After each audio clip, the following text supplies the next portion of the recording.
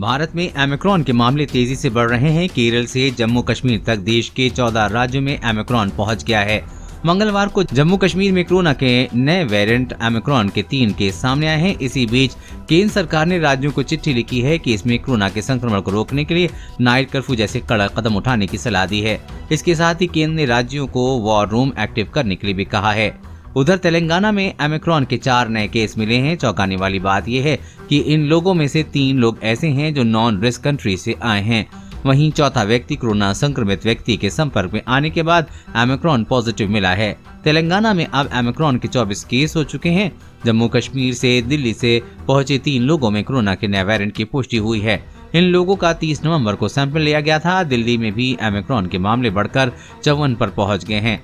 महाराष्ट्र में आज 11 नए केस मिले हैं। इनमें से 8 केस मुंबई एयरपोर्ट पर टेस्ट के दौरान मिले हैं, जबकि 3 केस उस्मानाबाद, नवी मुंबई और पिपली चिचवाड़ से मिले हैं।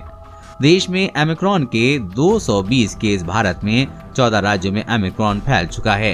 अब तक 220 से ज्यादा केस सामने आ चुके हैं। सबसे ज्यादा केस मुंबई में सामने आए हैं। यहां अब तक 65 लोग कोरोना के नए वेरिएंट से संक्रमित मिले हैं। दिल्ली में 34 मरीजों का इलाज LNJP में चल रहा है। चौंकाने वाली बात यह है कि इन मरीजों में से 3 की ट्रैवल हिस्ट्री भी नहीं है।